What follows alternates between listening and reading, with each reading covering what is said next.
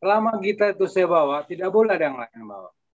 Sampai di mobil bis juga saya bawa, sampai di hotel, sampai di pesawat juga nggak boleh yang lain seperti dari saya. Itu aja. Nah, dari Wih, saya untuk semua kita. Karena Pak Haji itu percaya saya, ini kita tanggung jawab lo gitu.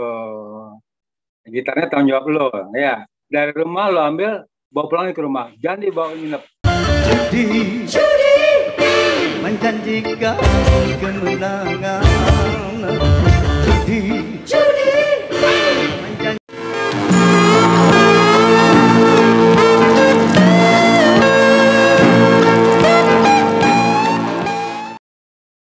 Assalamualaikum warahmatullahi wabarakatuh. Waalaikumsalam warahmatullahi wabarakatuh. Kawan-kawanku Forsa, fan of Roma and Soneta seluruh Indonesia, bahkan di luar negeri yang sedang menyaksikan tayangan ini, selalu saya akan mengabarkan kabar-kabar terbaru tentang Roma Irama, tentang Soneta, tentang Forsa, dan tentang orang-orang yang terinspirasi oleh Roma Irama. Kali ini tamu kita tentu teman-teman Forsa, para penggemar Roma tidak asing lagi. Siapa yang saya hadirkan? Sengaja saya hadirkan beliau ini karena banyak yang nggak tahu sosok ini sangat penting sekali untuk mendukung kesuksesan Raja Dangdut kita dalam pelaksanaan konser-konser itu. Langsung saja kita sapa ya, siapa beliau, nanti kita ajak bincang-bincang. Inilah dia, Om Edi, si pembawa gitar Roma Irama. Assalamualaikum Om Edi, apa kabar? Waalaikumsalam warahmatullahi wabarakatuh. Masya Amin. Allah, ini kelihatan tambah seger aja ini Om, sehat ya? Alhamdulillah, alhamdulillah, Alhamdulillah. Ya. Om Edi, ini kawan-kawan Forsa sudah pada kangen ini sama Om Edi. Mesti Om Edi ceritain yang ringan-ringan dulu, apa sih aktivitas Om Edi selama mengisi hari-hari libur ini Om Edi. Silakan Om Edi. Bismillahirrahmanirrahim. Assalamualaikum warahmatullahi wabarakatuh. Saya Abang Haji Edi ya, yang selalu membawa gitar Kiai Haji Roma Irama. Selama ini memang 2 tahun ini kita tuh nggak pernah keluar. Sedangkan anak-anak Forsa itu di mana-mana tuh pada nelfon saya, Bang Edi kapan nih kita main nih, Soneta nih tampil. Alhamdulillah tuh nanti kalau ada kabar. Dan saya sehari-hari ya hidupnya ya begini aja lah. Ya, di rumah aja kadang-kadang kalau ada MC saya jadi MC di MC OT gitu maksudnya. Oke. Ada samping itu juga saya juga sering kemana-mana jalan ke rumah teman-teman, anak-anak Polsek di Jakarta, yang di mana aja gitu ya, sampai dia telepon sampai kangen sama saya, itu aja. Di daerah mana Om Edi rumahnya Om Edi? Saya tinggal daerah Bandara Pucung, nggak jauh dari studio. Kira-kira dari studio rumah saya tuh cuma 10 menit. Oh, gitu. Dekat sekali ya. Makanya saya ngontrak Pak.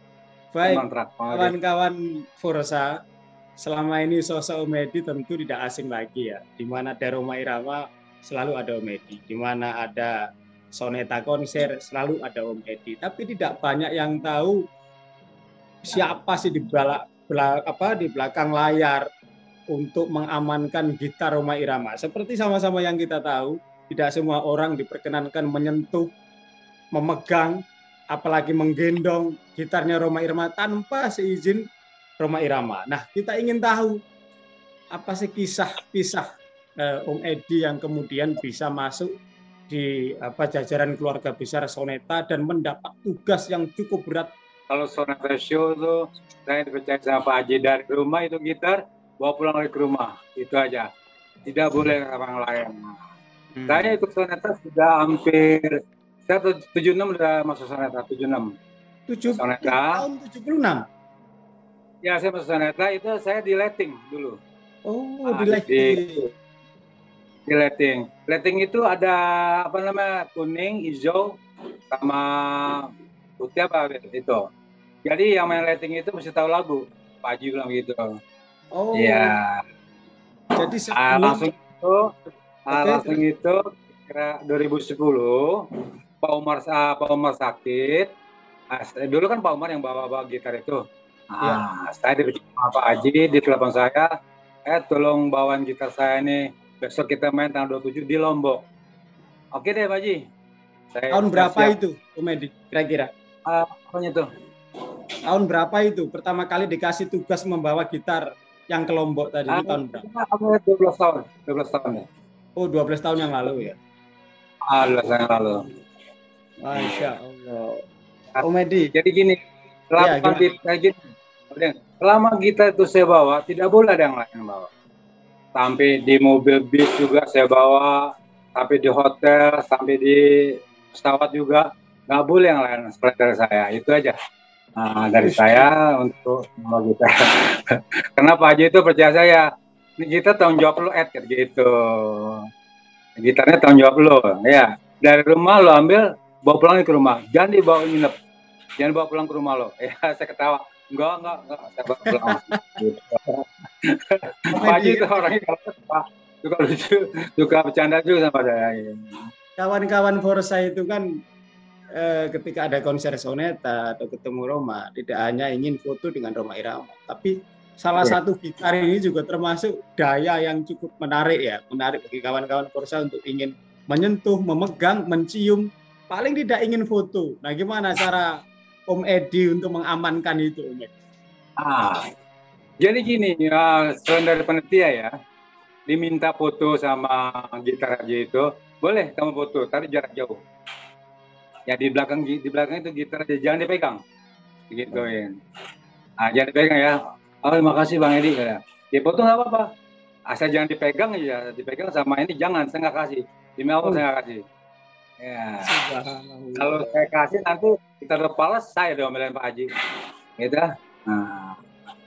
Bisa saya katakan bahwa gitar Rhoma Irama yang Steinberger yang buntung itu ada warna merah, ada yang warna hitam, ada yang warna putih. Itu adalah pusaka lah seperti itu. Bagaimana betul. Om Edi kemudian memperlakukan gitar itu, Om Edi? Maksudnya? Memperlakukan gitar itu supaya dipastikan aman, dipastikan terjaga, dipastikan bagaimana Om Edi kemudian memperlakukan dua benda gitar yang pusaka itu. Itu selalu begitu. Jadi kalau kita naik pesawat itu ya, kita di bandara itu kita nggak boleh jauh dari saya. Jangan jauh dari saya ke gitar. Sedangkan pemain sendiri nggak mau megang gitar itu. Tanggung jawab saya. Gitu. Gitar tuh kecuali saya mau pipis atau kamar kecil, saya tutup dulu sama yang percaya. Paling Mas Didi gitu aja, Meretam itu. Mas Didi tolong dong ini. Atau enggak, teknisi ada di situ. Teknisi Haji Tatang sama Bang Nonoy. Masya Allah.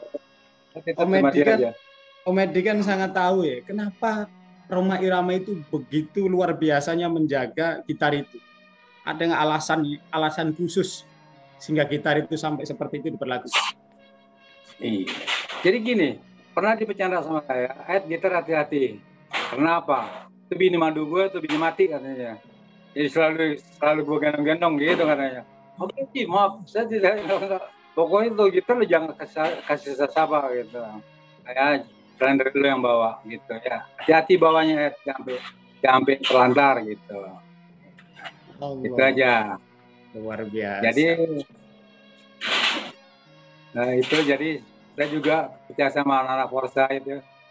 Doain Pak Kiai supaya di segala sehat lah gitu. Kenapa? Kita kan musisi yang paling ini. Pak Haji itu ya kalau saya salah tuh pasti saya dimarahin gitu. Itu aja lah. Jadi memang di Forsa itu di Jakarta itu banyak Bang Udin. Banyak yang cerita sama saya. Bang Haji udah lama ikut ya di Soneta ya. Saya tahun 76 di Soneta. Tahun 85 saya hindar dulu sementara ya karena saya nggak ikut, karena itu ada acara yang lain. Saya juga kerja sementara di security. 2010 saya dipanggil lagi sama Pak Haji. Kamu ikut saya lagi gini. Kamu nggak kerja kan? Kerja Haji. Ya udah pamit aja lah. Soalnya saya besok mau ke Lombok, Umar sakit gitu. Jadi kamu sekarang kegiatannya kerjaan bawa gitar aja. Begitu saya dari rumah pulang ke rumah, jangan sampai telat. Oke deh Haji. Itu aja. Berapa gitar yang Om Edi amankan? Ada berapa gitar? 3. Putih, ya, putih, hitam, sama merah-merah nggak kepake sekarang, hanya putih hitam aja. Iya. Ya.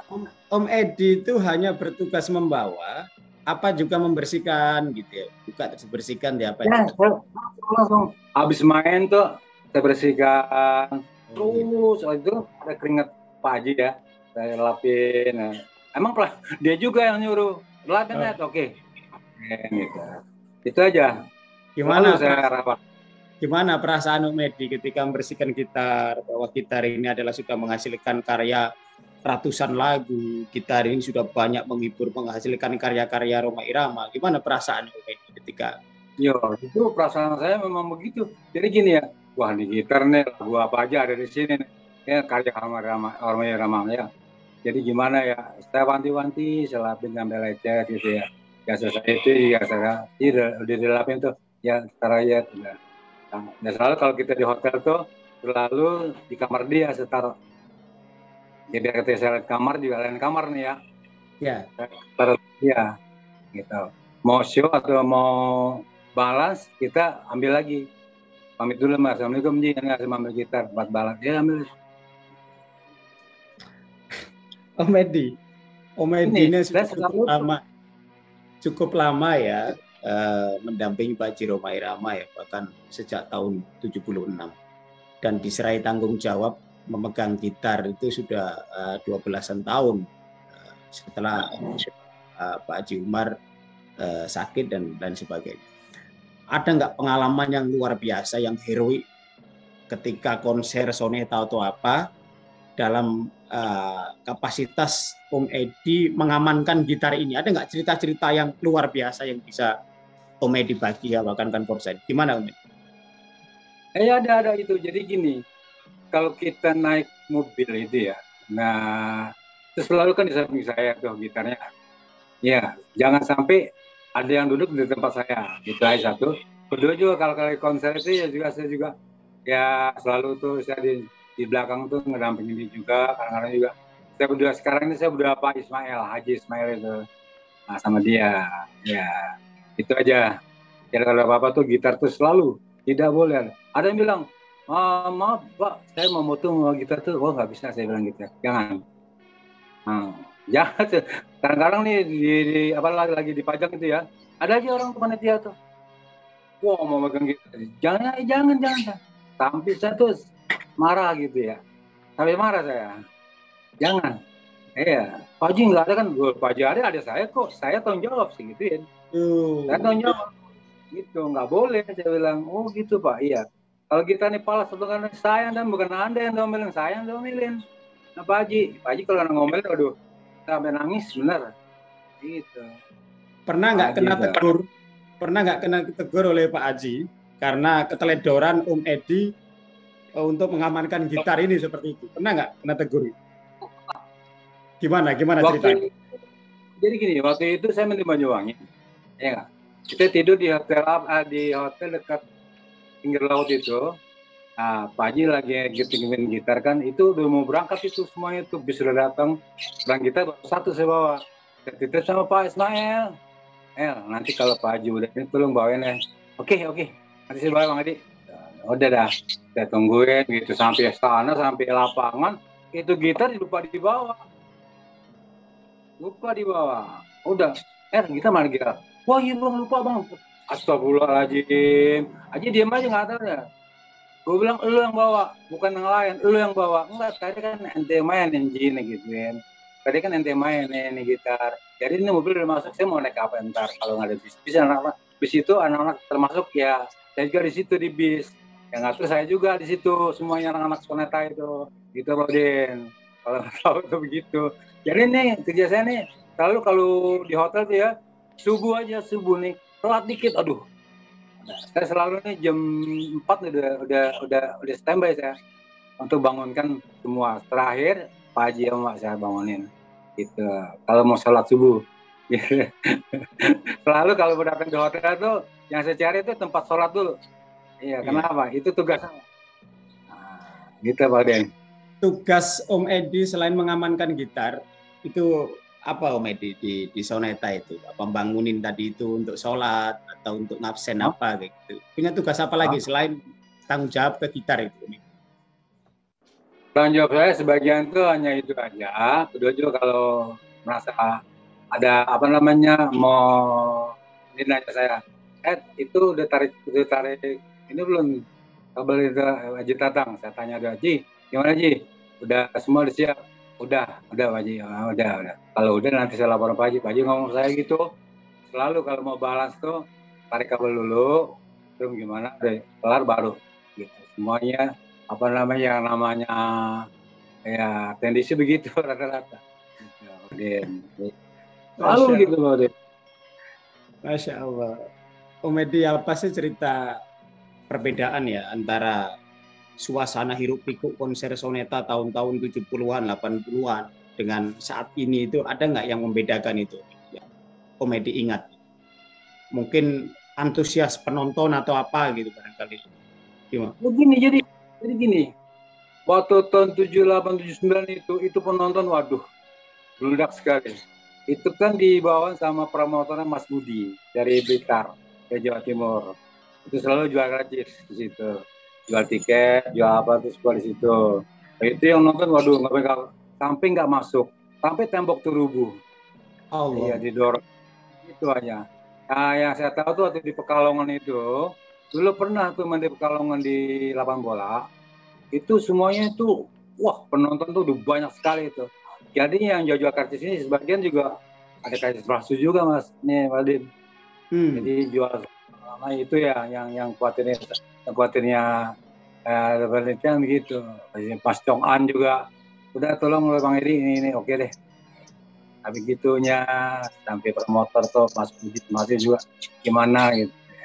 Sampai ya di Jawa Timur memang udah dari dulu gitu ya. Basisnya Soneta, Jawa Timur itu. Basisnya Ya. fans. Oh, Edi, tentang kekeluargaan deh, sesama personel Soneta, keluarga besar Soneta. Seperti apa sih yang Om Edi rasakan dalam pergaulan sepanjang waktu itu dan sosok Rhoma Irama yang kemudian menjadi panutan di situ?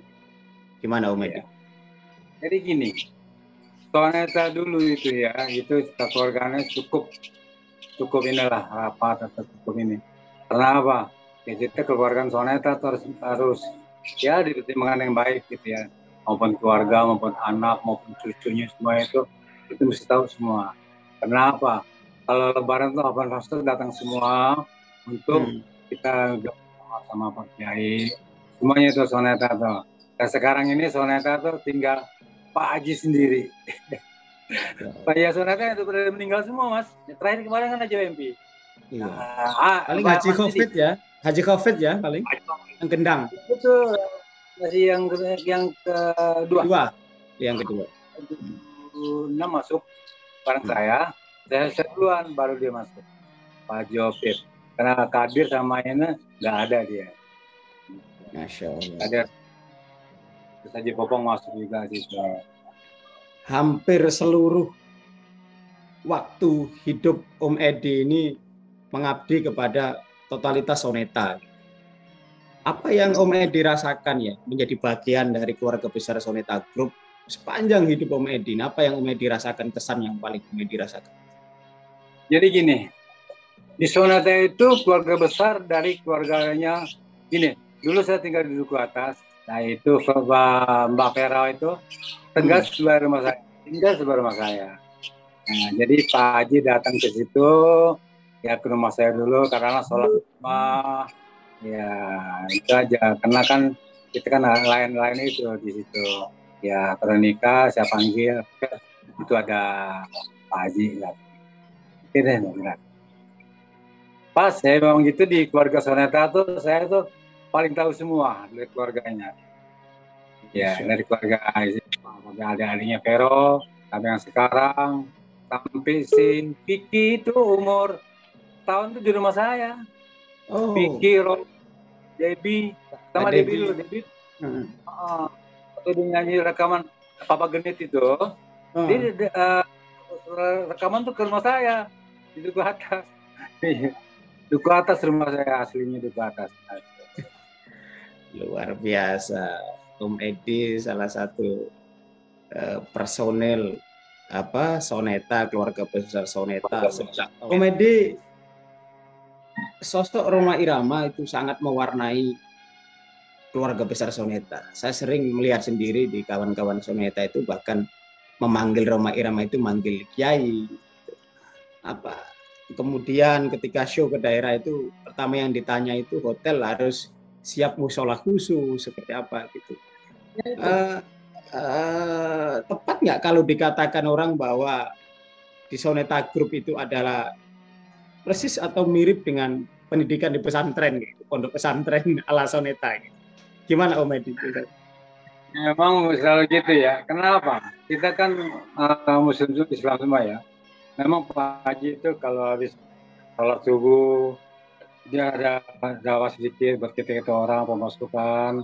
Ya semoga kita nih hidup di dunia ini jangan terlalu keenakan atau terlena gitu ya. Jadi kita juga di situ juga. Saya juga sebagai penghubung Soneta untuk sholat. Ya saya utamakan dulu itu. Karena apa ya? Memang itu yang diminta Pak Haji. Ya sampai sholat subuh itu lewat. Aja. Iya. Bahkan kalau belum datang itu dicari kemana itu, belum datang sholat sama ini. Ditunggu Pak Haji. Jadi gini, waktu sholat subuh itu ya, kalau belum komplit saya belum panggil Pak Haji, belum saya panggil. Kalau sudah komplit semua, ya baru saya telepon, Assalamualaikum Haji, ya apa nih? Udah komplit semua anak-anaknya, oke siap, baru diturun ke bawah, tanggap. Jadi selain kalau belum juga beribadah. Masalah sholat kan jangan subuh aja, pokoknya jam maghrib. Pokoknya sholat nggak ditinggal. Itu Soneta gitu ya. Luar biasa. Berjemaah terus. Oke. Iya. Om Edi sebagai penanggung jawab gitar standby gearnya Rhoma Irama punya tanggung jawab yang luar biasa besar. Tadi sudah menceritakan banyak hal ke kita, dan paling tidak kawan-kawan Forsa tahu bahwa ketika gitar itu dipajang, boleh berfoto tapi tidak boleh memegang. Seperti itu kan Om Edi? Foto silakan, nggak apa-apa dijawab tunggalnya. Jangan dipegang aja. Gitu. Kecuali boleh nyentuh kecuali yang memang sudah ada restu dari Rhoma Irama. Betul nggak Om Edi? Seperti itu? Nggak apa-apa. Tadi langsung ngomong aja sih nggak apa-apa. Ya, kalau nggak ada ngomong mencium-cium aja, waduh, bingung. Saya bingung, waduh. Bisa bersihin, keringat, aduh gimana gitu ya. Jadi tadi ada kejadian luar biasa sampai gitar tertinggal dan sempat kena tegur gitu karena ada miskomunikasi di situ. Ya. Pernah saya main di Bandung waktu itu ya, gelap, mata saya agak ini ya, udah saya kesandung kabel besar itu, jatuh saya, itu gitar saya pegang terus, saya taruh di pelukan saya. Haji lihat, Edi jatuh. Jadi yang diambil itu gitar doang, saya mau udah gelap mata saya ditolong sama security. Lalu saya bilang, waduh, ini gara-gara kabel segini ya. Nanti itu lucu di situ. Saya bilang, waduh, udah. Tapi Haji bilang, waduh jatuh tuh. Pak Haji ya, sama gitarnya ya udah. Saya saking ininya sama gitar tuh, saya pegang, saya mentongkan ke dada saya. Saya nggak lempar. Kalau lempar, saya tahu udah begitu saya jatuh, saya pelukin tuh gitar ke dada saya. Gitu Pak Haji. Nah, di stasiun televisi Pak Rhoma Irama ditanya, bagaimana kemudian memperlakukan gitar sedemikian rupa, nggak boleh ada orang yang itu segala macam. Tapi Rhoma Irama kemudian menjawab, bagi seorang gitaris, gitar itu adalah kayak istri gitu. Bisa seperti istrinya gitu, kemana aja dipegang, kemana aja bisa madu mati. Jadi itu madu mati. Gitu ya. Ini di terus ya, blokin dalam. Saya ketawa juga ya. Sepengetahuan Om Edi ada berapa gitar sih Rhoma Irama sekarang? sering dipakai. Sekarang ya ada 3 aja itu, kok yang lain kemana-kemana. Ya, ya. Iya. Wah, panjang itu ya. Itu panjang. Tapi yang saya tahu itu hitam, merah, hitam, putih, merah. Merah jarang dipakai sekarang. Iya. Oh, Itu yang saya tahu. Bawah itu yang putih sama hitam aja. Putih sama hitam. Baik. Baik, Om Edi, luar biasa sudah berbagi kisah, berbagi cerita tentang tugas luar biasa Om Edi, menjadi tanggung jawab Om Edi. Kaki boleh luka, Bang Edi boleh jatuh, tapi tidak boleh gitar itu kemudian luka, tergores, apalagi rusak, karena menjadi tanggung jawab Om Edi. Nah, jadi gini, Pak Udin, saya juga pesan saya dari pribadi saya, untuk itu ya, saya minta sama anak-anak Polsa di seluruh Indonesia itu, ya dia sebagian yang kenal saya, sebagian yang enggak gitu ya. Tapi sekarang ini banyak yang kenal. Ya, pembawa kita tuh Pak Edi. Kawan-kawan Polsa, ini luar biasa ini ya. Om Edi sudah hadir di tengah-tengah kita. Kemarin kita open house tuh ya. Yang ada kan Polsa. Iya, betul. Iya, ada ya Polsa. Pak Haji nyanyi 2 lagu aja. Kita jam 3. Itu dari mana ya? Dari Bandung, Cianjur, Sukabumi, Kalongan, Tegal, datang semua itu. Iya. Palembang yang absen nggak hadir. Palembang nggak ada. Palembang nggak ada Palembang. Iya. Baik, terakhir. Ya. Barangkali ada kesan dan pesan untuk kawan-kawan Polsa seluruh Indonesia yang sedang menyaksikan tontonan ini. Ada yang ingin disampaikan? Silakan, Om.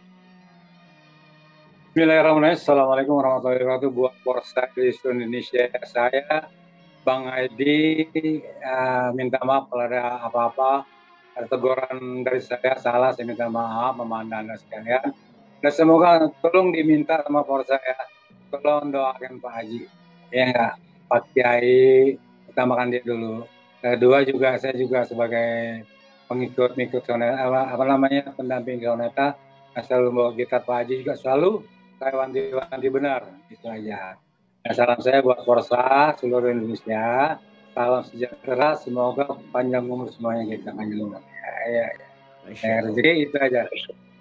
Yang paling akhir, nah tadi kan akhir, sekarang yang paling akhir, ada nggak kesan closing statement, kesan mendalam selama bergaul, bertemu, berteman, bersahabat dengan Rhoma Irama, ada dalam satu tim manajemen seperti itu, ada nggak kisah yang mendalam, bisa yang membuat Om Edi nggak bisa dilupakan selama bergaul dengan Rhoma Irama?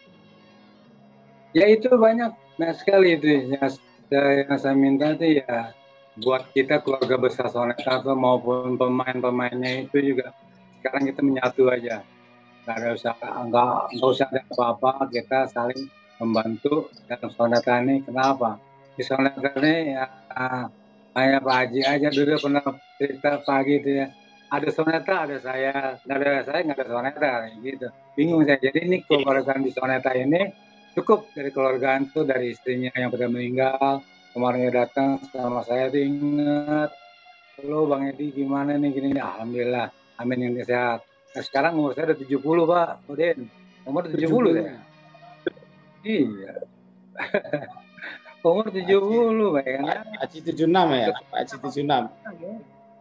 Ya Pak Haji 76.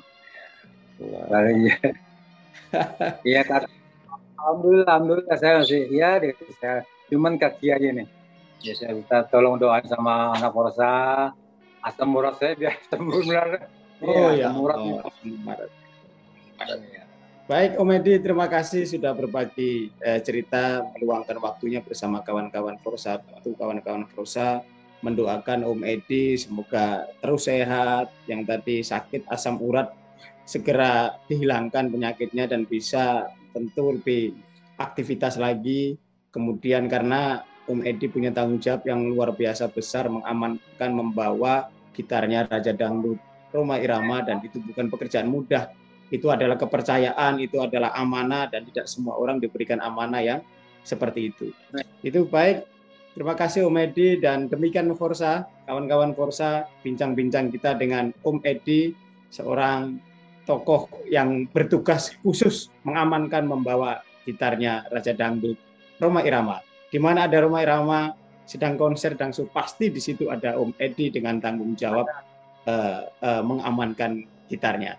Terima kasih dan terus ikuti perbincangan kami dengan narasumber yang berbeda, menginformasikan kabar-kabar terkini tentang Rhoma Irama, tentang soneta, tentang korsa, dan tentang orang-orang yang diinspirasi oleh Rhoma Irama.